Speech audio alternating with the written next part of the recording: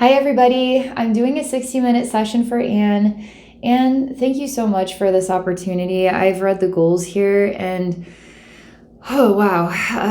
It's a very tough situation that you're in, and I've known about your situation for a few years now, and it's impressive all the love and the patience and the endurance that you're putting in to ensure that your father has it's like his last dying wish is to be in his own home, to grow old in his own home, then to die in his own home. And I can understand all the steps that you're taking in order to make that happen and how that has impacted your own health. So I'm going to read your goals out loud here. That way everybody has an understanding of what's going on, the details of what's going on. I guarantee there's going to be people watching this that are going to nod and say, oh my gosh, I've been there, or oh my gosh, I'm going through the exact same thing, or people who are thinking, oh man, that's probably going to be what I'm going to go through.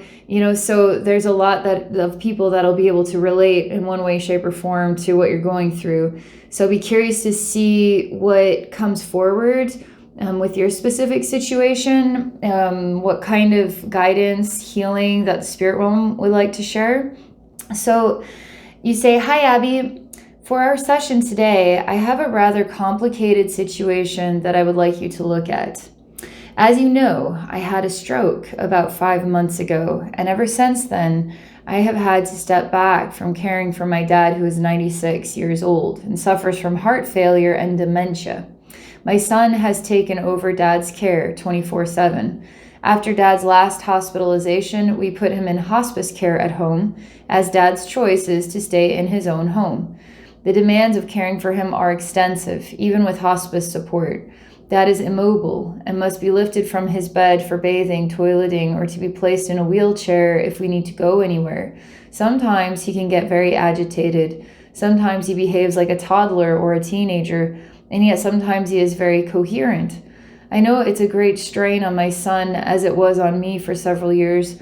I believe that the daily unrelenting stress of caring for my dad contributed to my health problems, and I don't want my son to experience the same health issues that I have due to stress. As difficult as it is now, I know the only relief will come when Dad makes his transition. The anticipatory grief is always there. We'll be losing the patriarch of the family. I'll be losing my dad. I'm working to de-stress, but I'm grieving for him every day. Abby, can we look at this situation and see if there is anything energetically to be done? Do we have a karmic contract that can be considered complete? Thank you so much for all your beautiful work. Wow.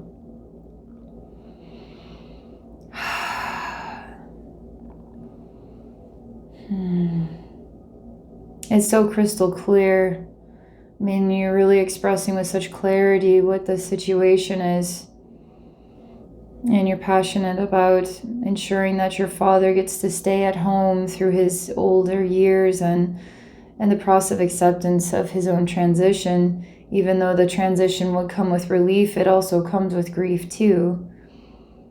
But now concern for your son, and I mean, there's just so much going on here. I have a feeling I'm so glad we're doing this together, because I guarantee that when we look from the outside in on a situation, there's always this practical conversation that your health is important too, your son's health is important too, and that you also have to think about yourself. But I do understand where you're coming from. I'm just going to chill at this point, and I'm going to look in and see what we see, okay? I was actually asking my guides what would be the best way to approach this. Should I go to your father first? Should I go to you, go to your son, look at you individually, energetically, to try to create some understanding, to do some healing? Or should I just look at the bigger picture of the whole situation? Maybe we can do all of this stuff. And so they told me, just read it and relax, and then just see what comes first, okay? We're just going to do it like that. All right, here we go. I'm just going to see what they want to show me first.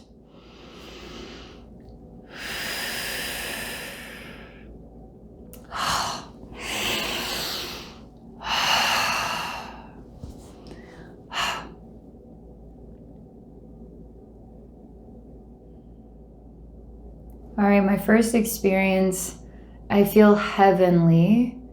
Actually, I'm walking into a space that's very peaceful, very calm and collected.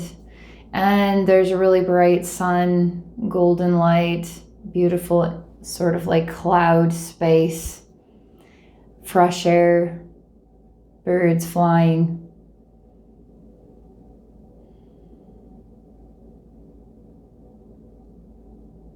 It's honestly a relief. I'm looking back and I see that I walked through a strange door to get here, and I can see a major wall between where I am and where I once was. And that wall is clear. I can see through it. If I were to walk back through that door, it's almost like, how could I describe the energy of what I'd be walking back into? Okay, it's a mixture between a stinky, slimy, gross sewer that was vacuumed up with a bunch of old dust and insects. Like, it's an awful. It's like if I walk through that door, I'm going through a weird vacuous slime and sewage and dust and insects and gross animals with rabies or something. I'm like walking into, like, it's just too much. It's too much, and I don't know how to deal with it. I don't want to go into that. I don't want to deal with that. I don't know how to deal with that. Please. I'm starting to, I'm looking into that door, and it's like, and then I turn away and I look at this heaven space, and then I say, I want to stay here. I like it here. It's clean. I can breathe.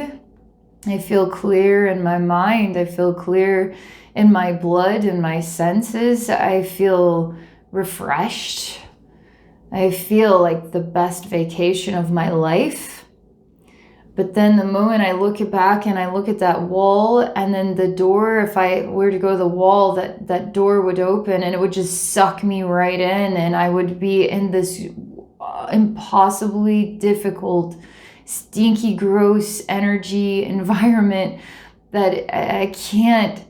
It's like I can't be clean. I can't get out of it. I can't find the door out.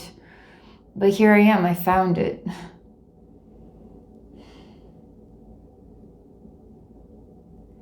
Now I fall to my knees and I start to weep, and I feel like I'm you and you're talking to God. And there's shame. It's almost like telling God, you know what, God, I'm strong enough. I can go through the door and I can deal with that.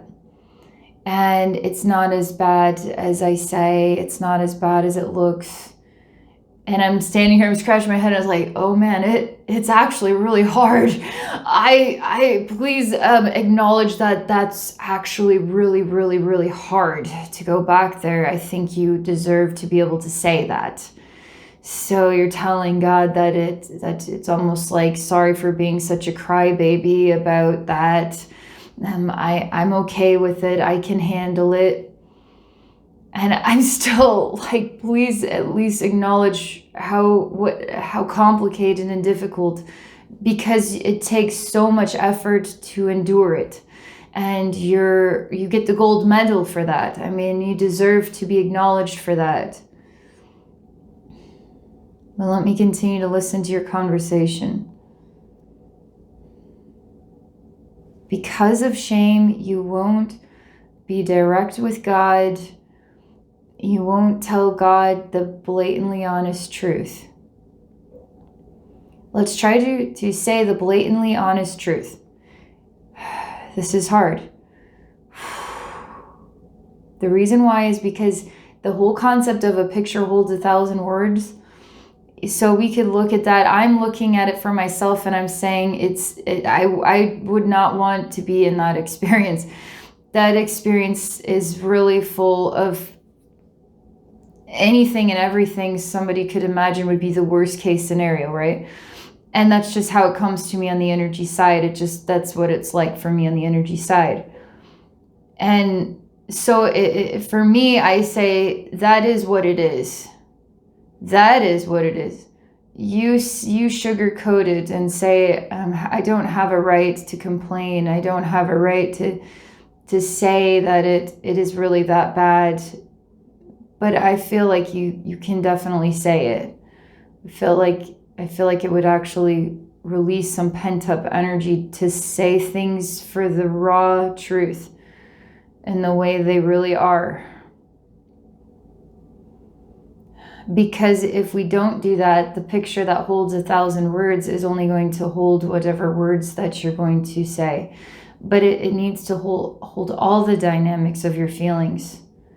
It has to hold you within the palm of its hand. And all of your feelings and all your experiences and what you've been through is genuinely your experience. You won't say it. And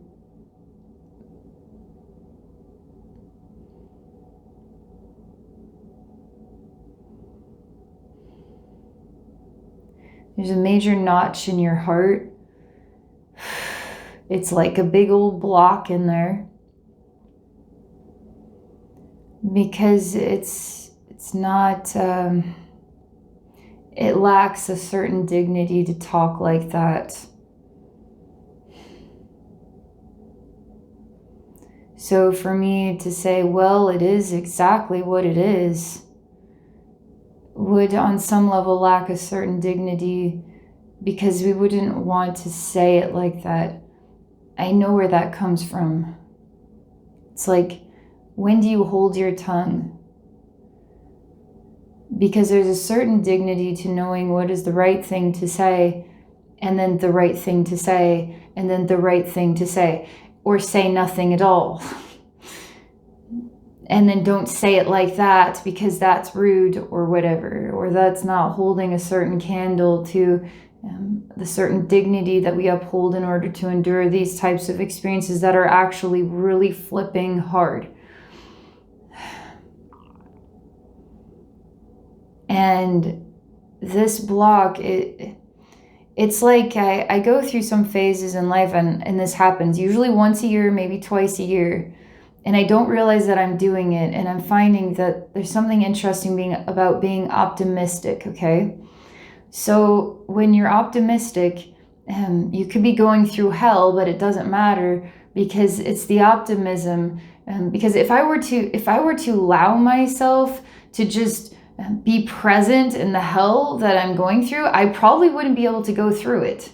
So I need to be optimistic in order to endure the hell that I'm going through.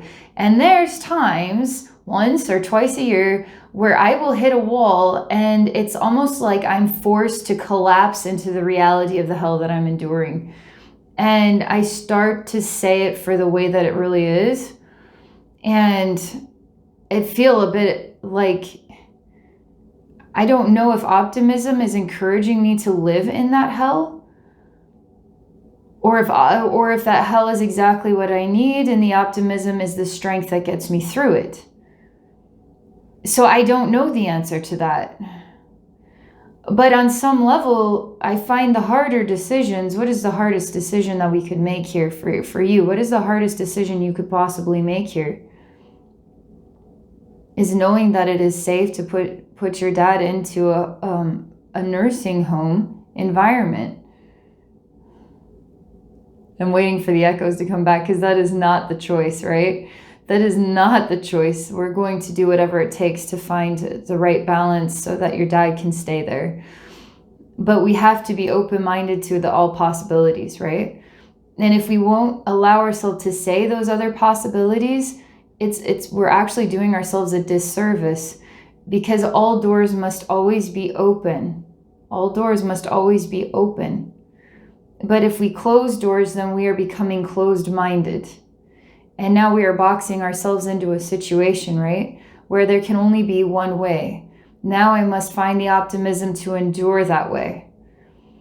I wanted to say a side note, because I was reflecting on your goals about what love is, and the dedication that you are putting into your supporting your father's request, right? Your son is supporting it as well. So that is love. So let's say if I imagine myself in your dad's shoes and I'm passing away and I'm looking at all you endured to ensure I had that one thing. It makes me feel a little embarrassed about myself, almost kind of selfish, like I needed that so bad that I didn't care what I put my daughter or my grandson through in order to make sure I had that one thing. But it would sure be a stamp or an imprint upon my soul that I would never forget that your souls did that for me. It made me really wonder about myself, you know? I was just contemplating this because it is truly a genuine act of love that you are bestowing, even putting yourself through such a strength training, endurance training, breaking your own body down, the financial needs, responsibilities, the balance of the household in order to uphold this. And now your son here is supporting this process. There's just so much involved, right? And that truly is a generous act. That is a generous thing to do. And that is deeply kind, deeply kind. And that was something that I was thinking about when I read your goals, that I wanted to tell you that. So we're still in heaven here, and we're talking to God is what this is like.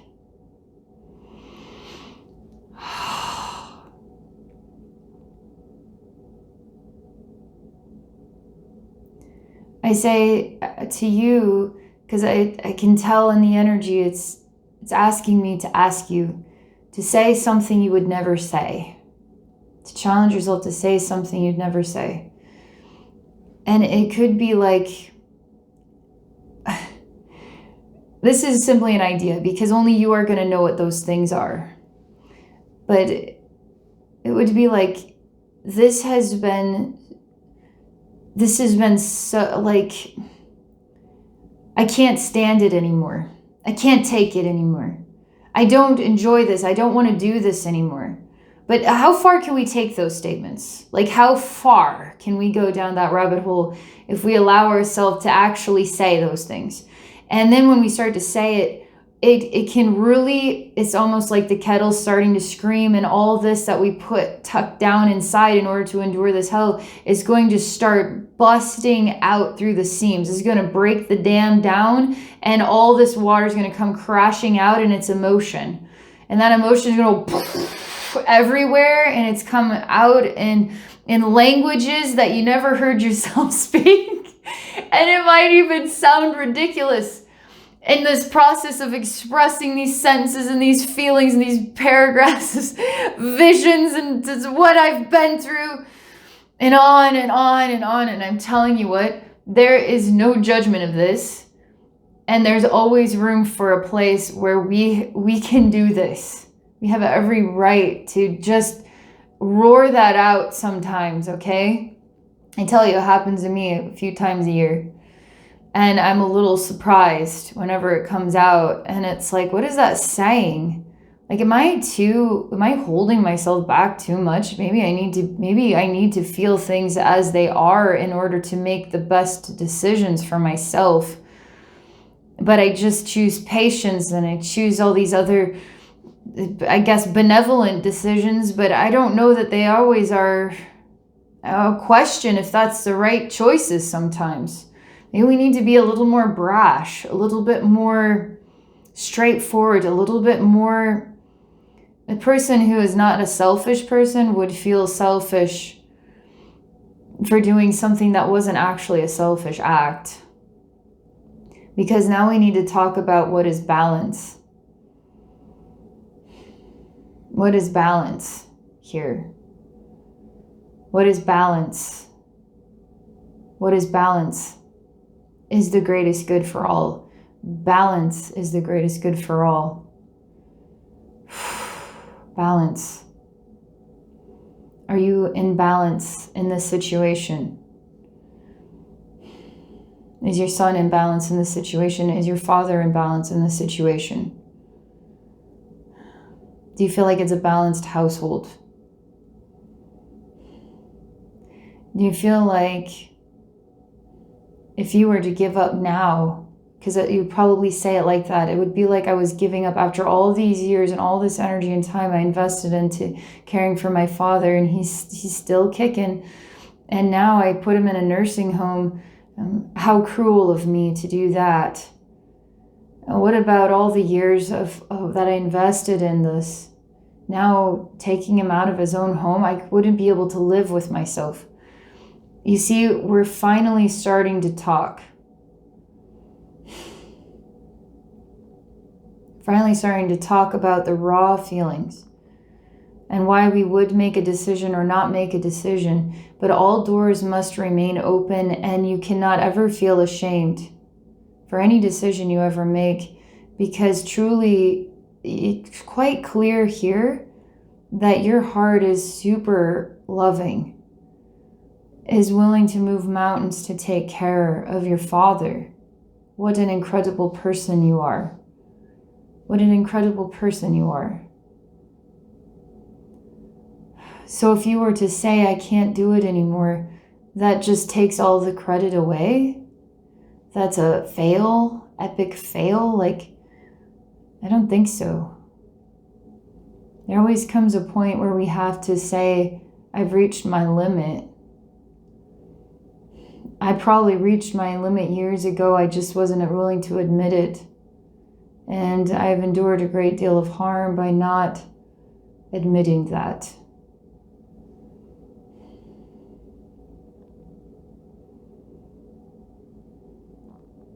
This is simply conversation, giving you something to reflect upon.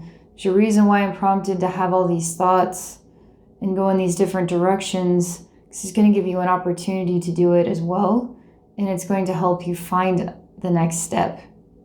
Because in a way, you could say this session is reaching out because you're reaching a point. You're reaching a very specific point in this process. And what is the answer that you want to hear?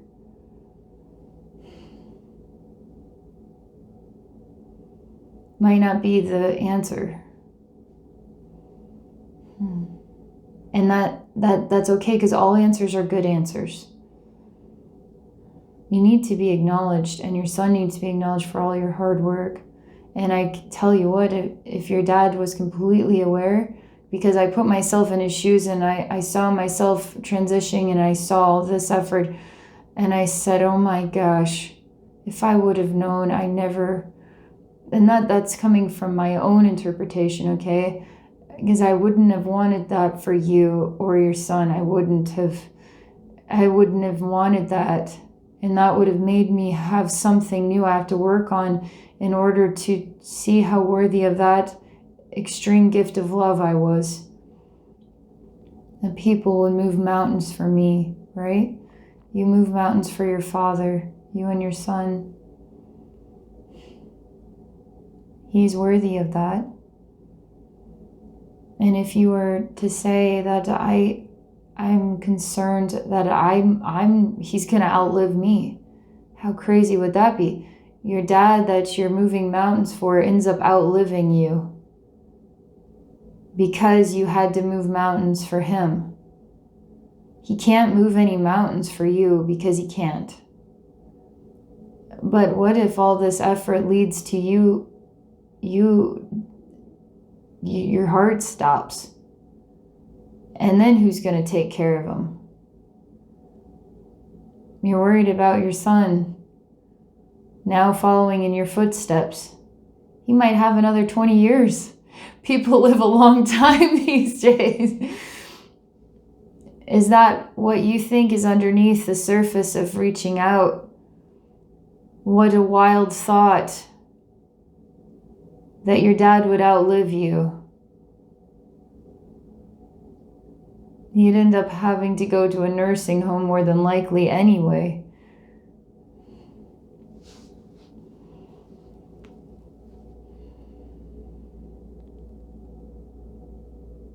I feel this is so good because, all right, I'm back in the scene and it's changing, okay? the golden light isn't as bright and as shiny, as kind of like turning brown, but it's still kind of sparkly. And it's not like everything's brown everywhere. It's just like a glowing brown hue instead of this goldeny sunlight hue. And I start to see the breakdown of this heavenly space. And I start to look over at that strange wall and that door that kind of blends in with the wall until I go over there.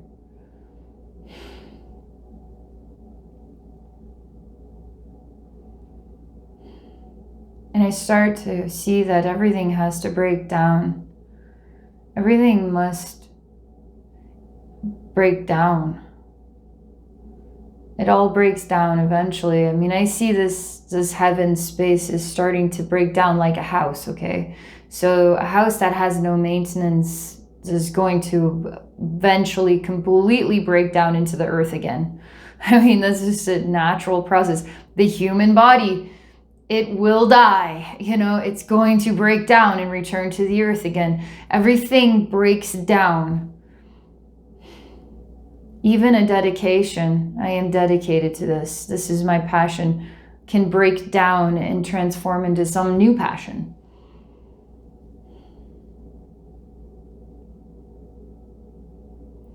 What's interesting is this heaven space is breaking down, but I don't necessarily see the other space breaking down.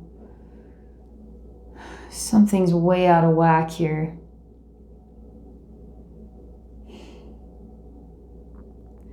I hear this, there's an angel that comes and there's a whisper on the wind and it says, "Who will save you, Anne, when you break down? Who will save you, Anne, when you break down?" Says it like that.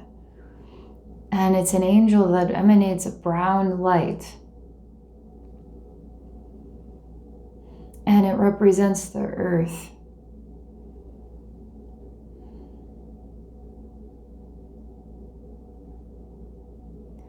And I start to see a house that is infinitely everywhere, but the house is falling apart and you're falling from one floor down to the next floor, through that floor to the next floor, and you're just breaking through these floors, okay? But it's like forever and ever and ever and ever and ever and ever and ever. There's nobody to fix the house or the floors or to put things back the way they go, to maintain things, to bring it all back into balance, and all you're doing is falling and falling and falling. It's like a bottomless well, but it's a house with just infinite floors that you're just following through the next floor, the next floor.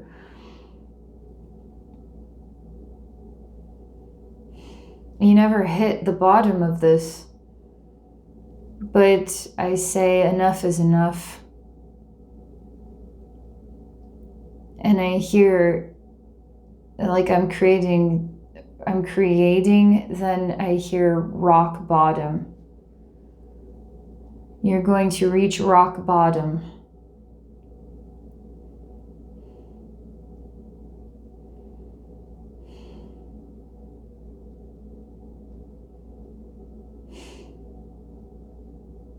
You're tired. That's what rock bottom is. Because I see that once you reach it, you just don't move. You just kind of, it's just laying there. And there's people that are standing in like a semicircle around you, almost like there's a wall, and maybe this rock bottom it's kind of a creamy colored rectangular bed shape. And there's rocks around it, and there's people kind of semicircle around you, and they're holding candles, and they're singing a song for you.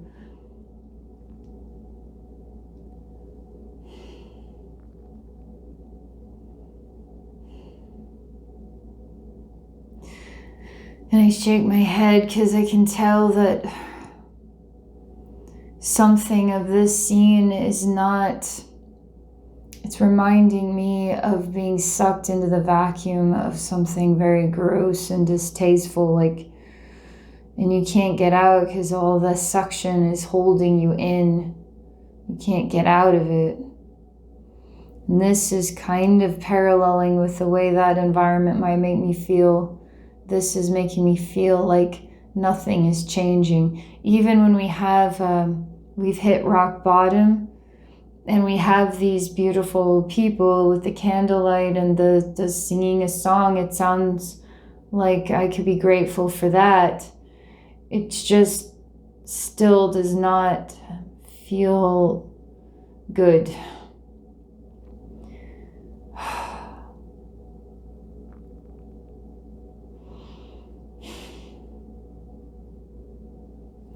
I'm going to ask my intuition, what do we do next? And I'm not going to interpret any more of this. I just want to see what my intuition says to do next. What random idea comes to me. Let's see. My intuition says to get a nice warm blanket for you. So I do. My intuition says to wrap you up like a baby. I mean, we're talking about warmth here, nurture, not like a crybaby or something. This is about nurturing a baby. And you just start to cry. And it actually is bringing back memories of being a baby and being comforted and held.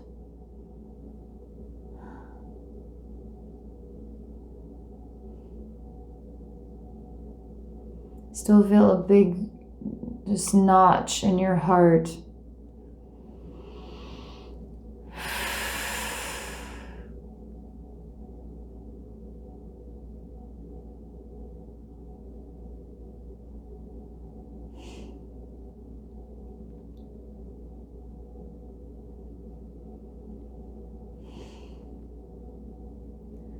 So we're in an experience where you're a baby again. And your dad is holding you, and you're all wrapped up in a warm blanket, and you're just being held, and you're just crying.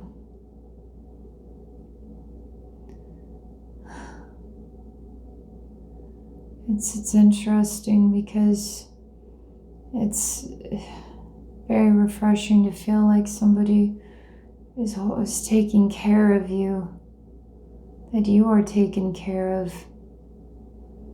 It would do you worlds of good to have someone to be there to take care of you.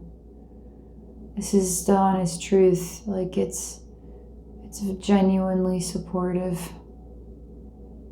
Like, wow. Oh, wow. Wow. Somebody to help me. Someone to help me.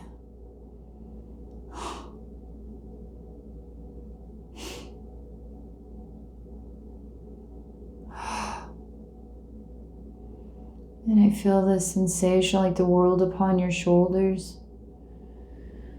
But as a baby, the world isn't on your shoulders. You just get to be a baby now for a little while. Being held in your dad's arms. You hold no responsibility to anybody right now, to yourself, to anyone. You get to just be a baby right now. I high five my intuition, like this is probably the best rock bottom I've ever been introduced to.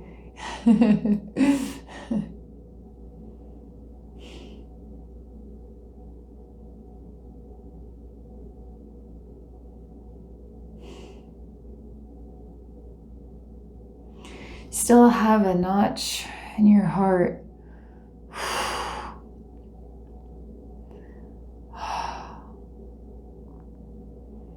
And it makes me wonder if it's like holding you together, having this notch. It's like a wedge that keeps the door from shutting, it's like it's wedged just to hold it in place. It's just like this wedge is in there like holding you in place, but it's actually like the dam that holds the water back. If I pull this out, it's just going to flood, which is good.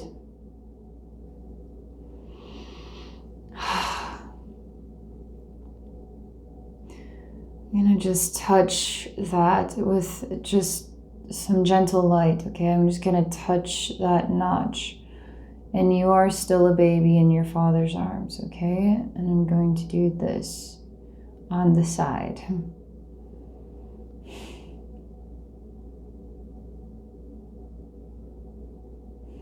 As your throat chakra and your heart chakra are, you would think your emotional gut. It's interesting because it's like your throat and your heart are in this notch, this wedge here.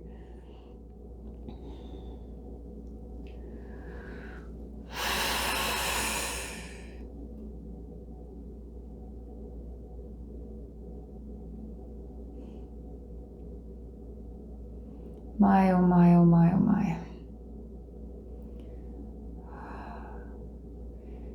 Okay.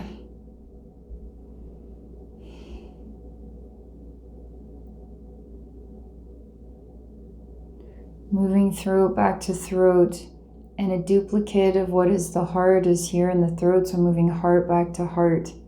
So we're going to try to bring balance to these two, because there's a reason why throat and heart have a jam, because your actions are a communication of love, right? But this is all like a big old knot. It's a big wedge. So there's something you need to reflect on as to why would my voice, the way that I'm expressing myself to others and then to myself, be wedged up within my heart, because your actions are coming from your heart, right?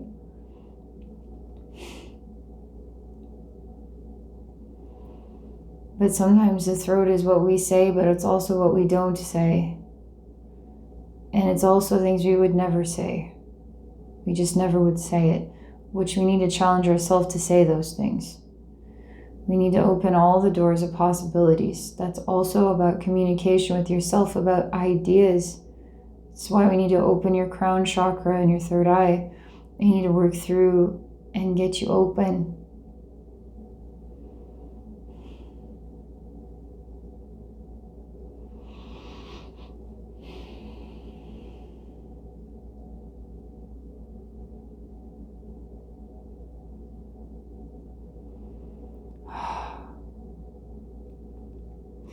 You don't want to leave the scene being held by your father, so let that one remain for as long as you want that experience, because it's very rehabilitating for you. It's very rehabilitating.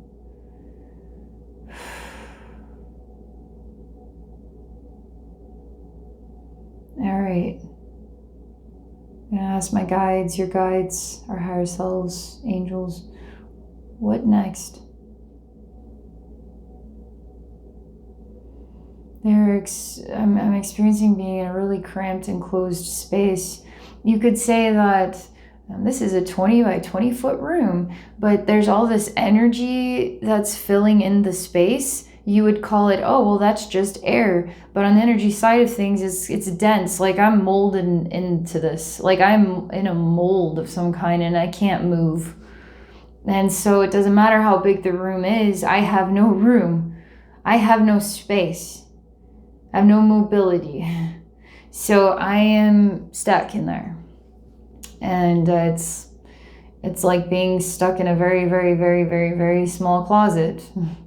Because I'm being held in place by this energy and I can't move it.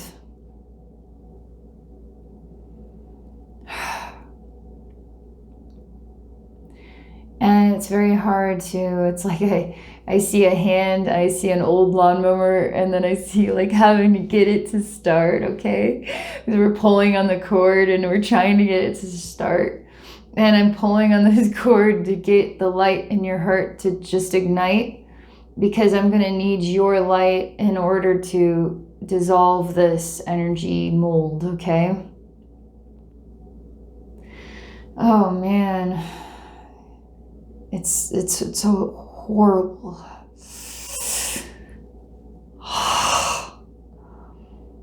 Because you're kind of There's a sensation of being completely drained, that I can't activate that light anymore. I don't feel like I have it in me.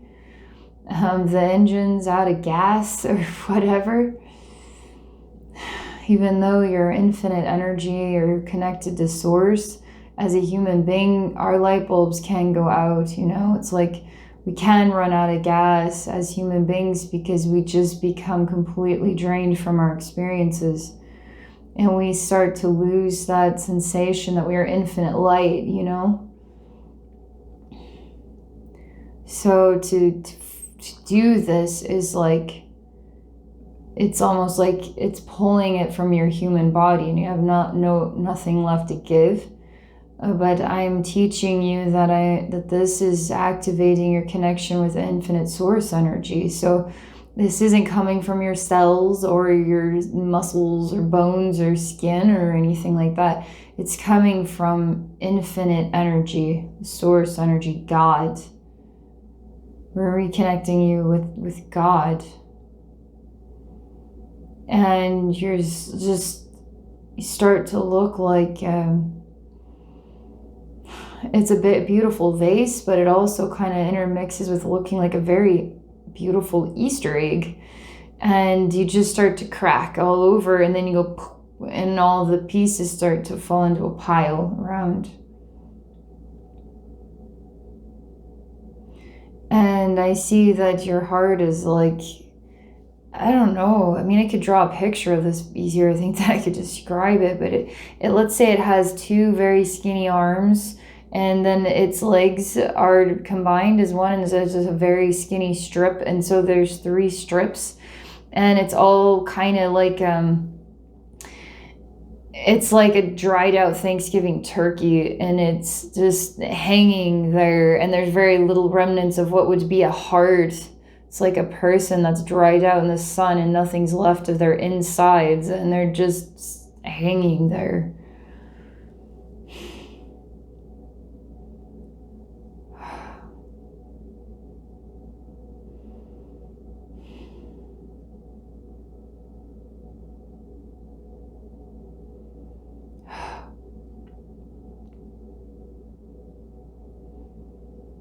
Something's changing. And I'm hearing the sound of the human race and people we don't even know and people we do know. The people all over this planet, whether they're consciously aware or not, their souls are so angelic, and there's a part of each and every one of us that has something to share to help you. And I see that there are many souls that are sharing their light to help you.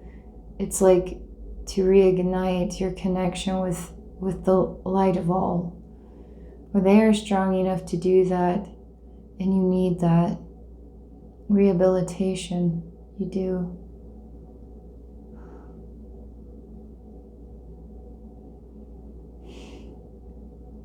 Because I see that souls are like strands of light, and they're giving of their strands, and they're interweaving like this beautiful, it's like a 3-dimensional rug, but it's like full of different colored strands of light, and it's so pretty. And they're sharing it with your heart, and they're human beings. Human beings are helping you. And at first it feels a bit painful, like more like needles instead of threads of light. And it feels a bit sharp and painful. And you're crying and you say, I can't take much more pain. Then I nod and I say, I know.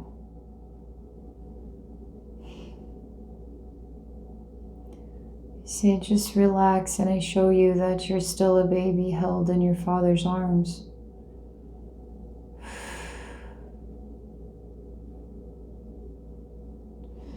And you cry.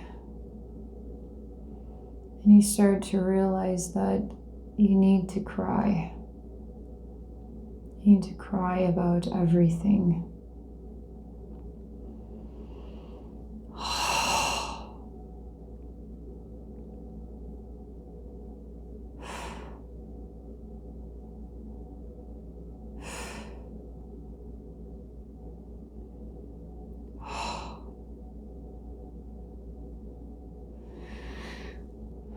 me fall asleep, actually,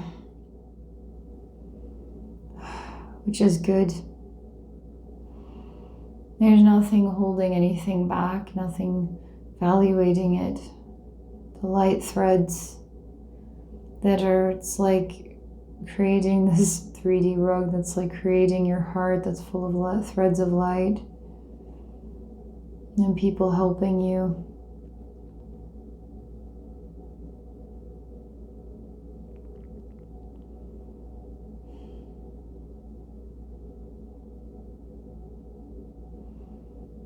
Oh, I feel so much better.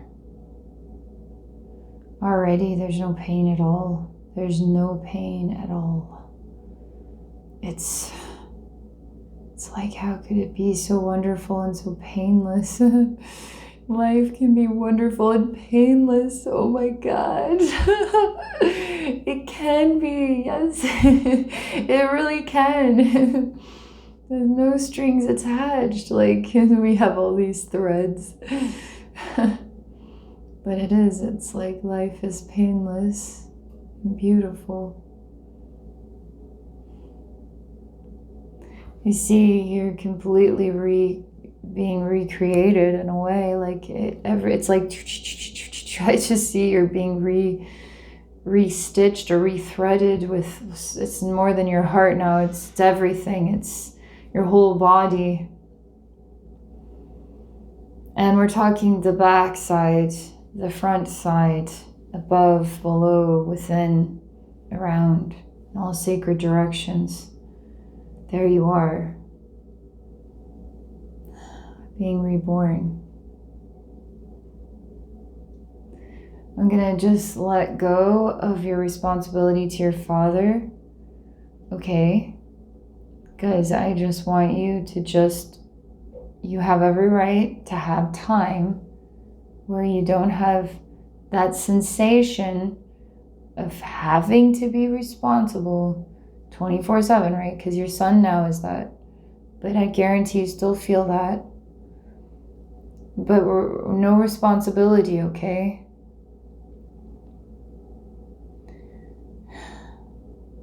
You're questioning what it is to have a connection with a parent if you don't feel responsible for their well-being. It's interesting because as kids, we want to make our parents proud, right?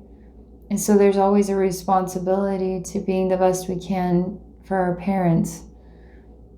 But then what happens if now we're older and older and older and older and we still have the same sensation? It's almost like an innate part of being a child. Even an older child, right, will always be children of our parents. But I say don't owe anything more to your father. You never did. You were just doing out of the genuine love from within. Out of genuine caring. This is where chunks are starting to, there's a multitude of scenes, just so you know, but I kind of seeing your chest cavity. We have you with the threads of light. Wow, life is wonderful and painless. And then we have, I'm still trying to start the engine of your heart, and I have this tiny heart, okay? So we're working through all these layers, and now there's like this new one. And there you are, and you're just, it's like chunks of bone and body parts are just barfing out of your heart, and it's all jammed up and chunked up in there, and it's rocks, and it's not very nice feeling. Again, it's that wedge, right? Because we're working on letting that wedge go and helping your heart to breathe and helping you to feel reborn in your heart.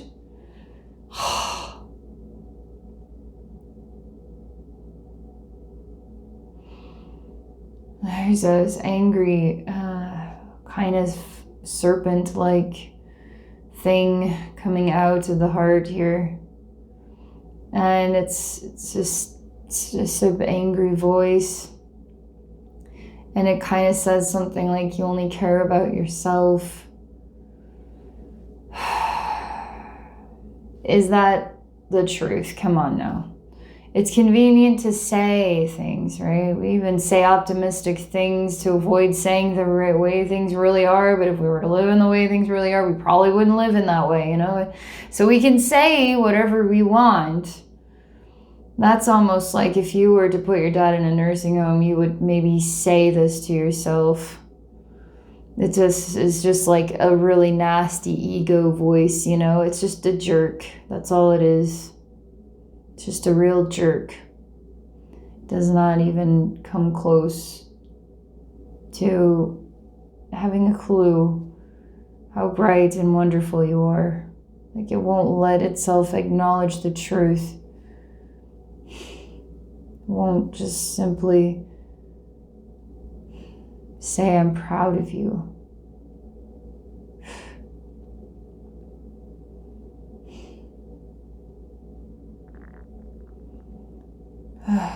Really worn out. It's just a big eel with like snake scales and sharp teeth. And it just levitates and sort of moves around, but it's kind of like an eel. It's like it's swimming. And it just says mean things like you're not doing enough. And it's not the truth at all. In fact, you're doing so much that we're in this conundrum because you're overdoing it. So you're a liar, eel. You're not being honest. Like literally, Anne's working so hard, she needs repair. For you to say that Anne's not doing enough is not the truth. Actually, she's overdoing it. It's starting to disappear now because we admitted the truth. That feels instantaneously so much better. Whew, so much better. Oh my God, so much better. I don't even feel like we need this space anymore. I feel like we can go back to heaven now. And everything is as bright, as beautiful as ever. Nothing broke. We never hit rock bottom. Wait, did we? Yeah, we kind of did, didn't we? We needed to, but no, it's like it never happened because we're all repaired and good. I mean, I'm telling you, things just can snap and become a totally different reality that fast. So crazy. I mean that, by the way, like all these layers, it's like suddenly everything is like, harmonious. And then it's like, we're rewinding the tape, bam, you know, the brown angels disappear. Like, oh, wow, we're back in God, the heavenly space. Literally, that's how much healing just took place there. You can always be a baby in your father's arms. That's just always going to be a part of your memory for all time because you were once, but you still are forever. That's the way time works. Every decision we ever made is always captured in the infinite universe. Remembers every millisecond of time, of all times, all layers of time. Everything is remembered.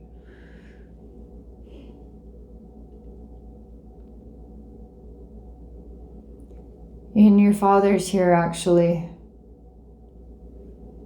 And I'm not understanding. He feels like he's made of a heavy stone. And he kind of wobbles forward and backward like this. And you're hugging him. You don't care. It's true. Love doesn't care. I was like, I don't know why he's representing like this, but you're like just totally ignoring it because you're just so happy to see him.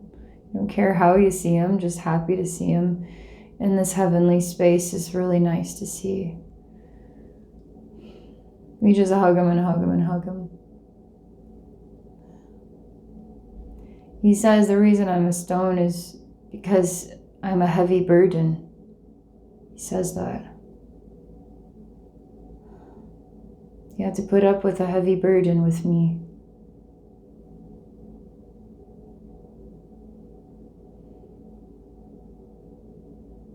He's really reflecting on this right now.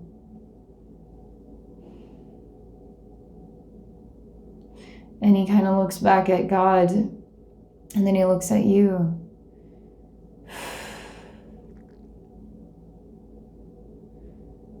It's almost like there's something maybe there that he's afraid of transitioning. Is he afraid of dying?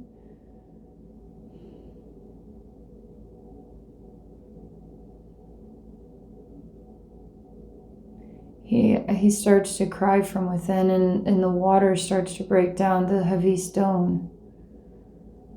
And he doesn't know who he is without the weight of his body. Because I see that the stone becomes just pieces that could just flush away in this light. But he's not sure who he will be if he's just as light as air. He doesn't know.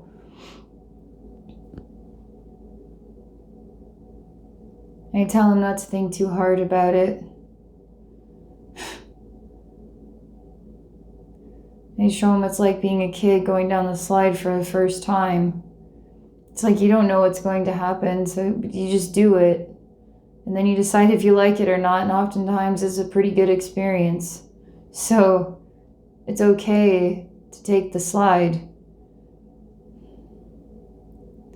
He's raised an eyebrow and he says, "So to be a kid again?" I say, yeah. Sometimes we have to make decisions like we are kids again, not overthink it. He has a hard time admitting that he's put you through a lot. It's almost like he's kind of embarrassed that he wouldn't be able to say it, but it's quite obvious. Like I hear it in like it's the silent dignity of, I say, why not just say it though? Thank you. Why not just say it? You can say it. And I think Anne is so worthy of hearing that. And I'm bringing your son in here. And your grandson is worthy of hearing thank you too, because they love you, right? That's what love does. It's almost like everybody's kind of looking down and away from one another. Like why is it so hard to just talk about this? Because I think it's been hard on everybody.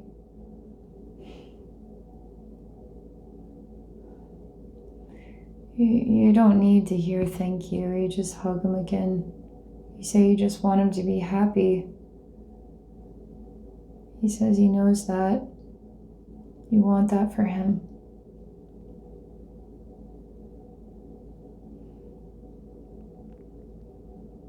And he smiles. Just kind of like silent thank you. Just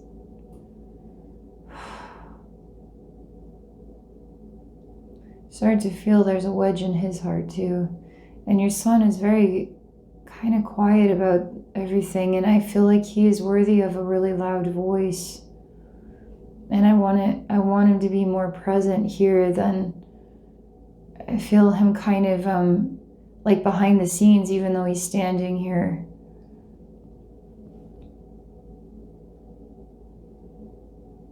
So I'm just putting my hand on your dad's heart, and this wedge that's in his heart.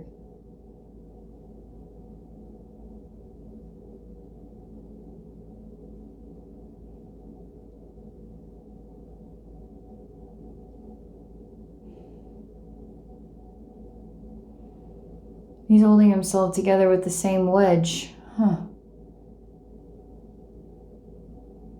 Because when I pull this out, it's almost like everything's gonna fall apart. So I just put light into it, to his heart. And I'm gonna keep a part of me just doing this. I'm gonna go to your son here. I feel like this is just, I feel like I want to hear more of the words that he wants to say, but it's like everything has white out. It's all like white and kind of lost in the white, and I can't hear his words, and I can't understand what he has to say.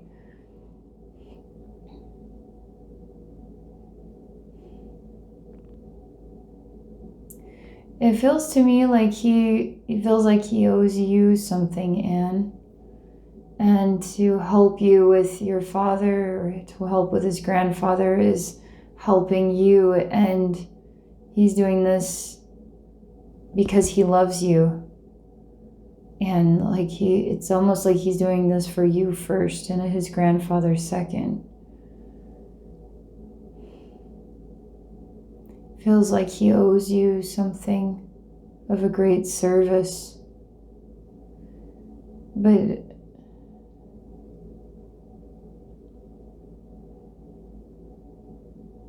he's in a deep place. He has a lot to think about. He has a lot to think about life.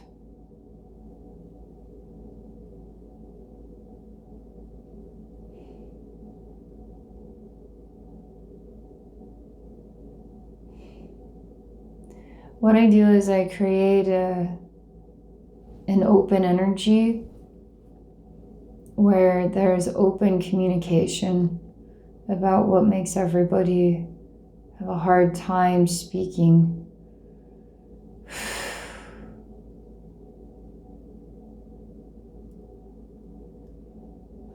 It's so weird because even at 96 years old, you can still have life lessons that can be learned.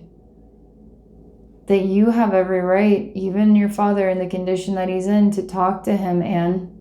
You have every right to talk to him and tell him what, just as just a loving daughter, that everything that you've been through and why you had done it all for him, how much you love him. And I mean, you're gonna find in your heart what the right next step is going to be. And it feels like you're kind of, you have the power to make decisions, okay? Your son is not going to make that decision, for instance. You would make the decision if you are to continue to take care of your dad or his grandpa in the house, or help him into an alternative environment. It's not easy for anybody to make that decision, you know? And I'm sure it would be hard on him too, because it's an unfamiliar place with people who are unfamiliar with the condition that creates forgetfulness and confusion. So I'm sure it's going to be stressful for him.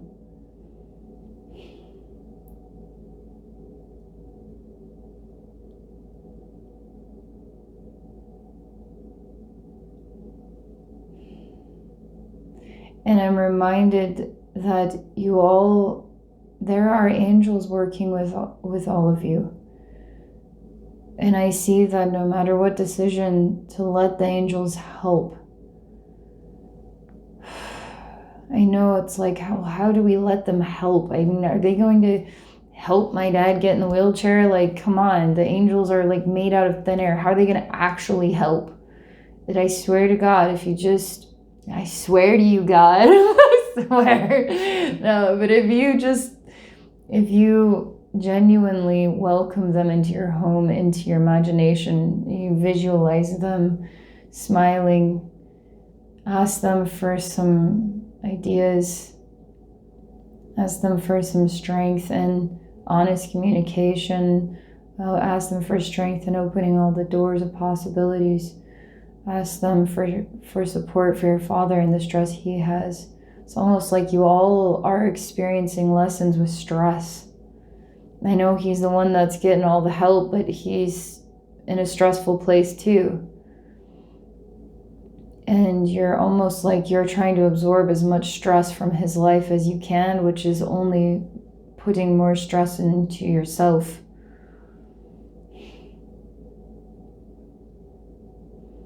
So we're back in this heavenly scene.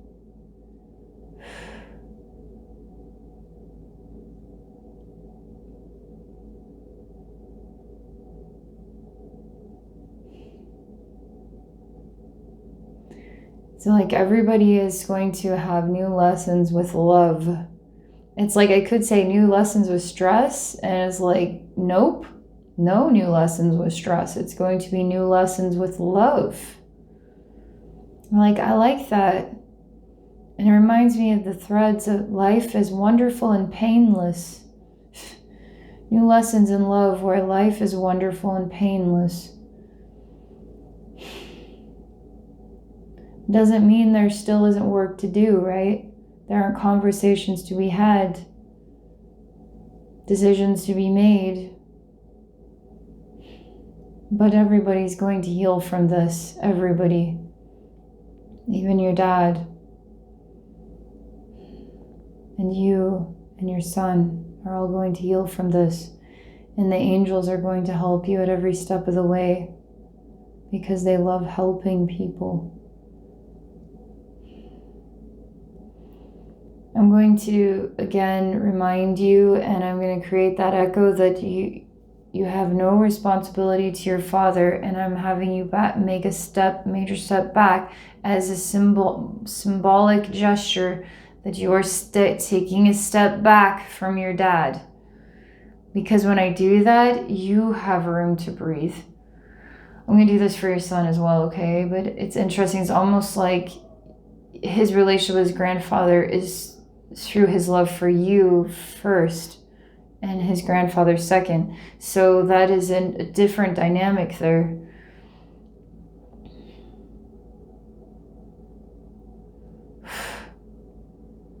It really lightens the load. Like I don't feel like there's room to breathe. I don't feel congested in this energy all around me. I'm not like absorbed into a room full of energy. Like I'm not in the mold. Like I can breathe, I can dance, I can move around, I can jump, I can do all of those things. That's really nice. And then, the next thing, I didn't expect this. I was going to your son, but then he turned into your dad, and then I have him I've got him in the wheelchair, and I'm moving his wheelchair a major step back, and I say, then you don't have any responsibility to your daughter. Because this also is his burden too, that he is a burden. If he is consciously aware of that or not, he is aware of that. His energy field, his soul knows about it. His energy field is aware of it.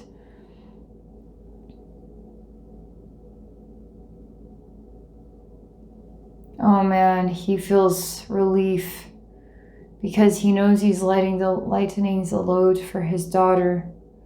But it really feels like this is between you and your dad. So I'm trying to bring your son into this because it is about your son. But boy, that feels so much breathable for you both, okay? Room to breathe for both of you. He is not burdening you anymore. That gives him relief to know that he's not burdening his daughter anymore. It gives you relief to know that you don't feel responsible you don't even want to call it a burden. It's a silent dignity. You wouldn't say that. You wouldn't want to call it a burden, but you can call it that. It is what it is, but you would avoid saying it. Okay, let's see if we can get your son in here. Come on now. Why does he always feel like he's kind of in the background? Like, I want him to feel like he is at the forefront and his presence is at the forefront. He is just as loud of a contributor of this as everyone else, but he feels like he's kind of like, you have the main characters of the story and he's kind of like a secondary character that's kind of a main character, but not really. So he's kind of representing this. I say, my gosh, acknowledge, please, all of your hard work and how thankful your grandpa is for that. Oh my gosh, and your mom's worried that you're going to kind of endure the same stress and health issues because she knows how hard it is, this work, this effort. your son really, he's really grateful for you, Anne. He really keeps showing me he really has a lot to think about when it comes to life. Really has a lot to think about with life. He just really has a lot to think about, and I don't know what to say. Like I'm trying to, when in particular, maybe there's something we can look at in particular about life that might help you. We have this situation. How come that's not, it's just so wishy-washy. Like, why don't we get some articulate ideas in here? This is a big deal. This life helping your grandpa is a big deal. He's trying to figure out who he is. Like, he's really trying to make sense of who he is. But I tell him to make room for looking in the mirror and saying, this is what I did today. I held my grandpa today, and it made my mom proud. And that's important that you do that. He also is kind of holding himself back. Like, I feel like, is there another wedge in his heart? Definitely not the same at all. I don't feel a wedge there, but I do feel like he needs to release some emotions too. Like, he really has room to just really release emotions. He keeps representing like a white wall, or like white out, or white energy. Like, it could even be a bit of a fog, but not like we're lost in a fog. It's more like everything's kind of diluting together, and I don't have the articulate colors to look at. This is orange situation versus red situation, or this red and black and blue situation versus white with polka dots situation. So it's kind of, everything's kind of blended in this, and it's kind of like but like the shrug of the shoulders scenario, like but I wanted to get I want there to be more articulate statements, articulate stances, articulate, this is how I feel about this at this time in my life. This is what this means to me right now. This is how I feel about myself right now. Make sure you are proud of your actions, because you have room to be proud of who you are. I tell him that.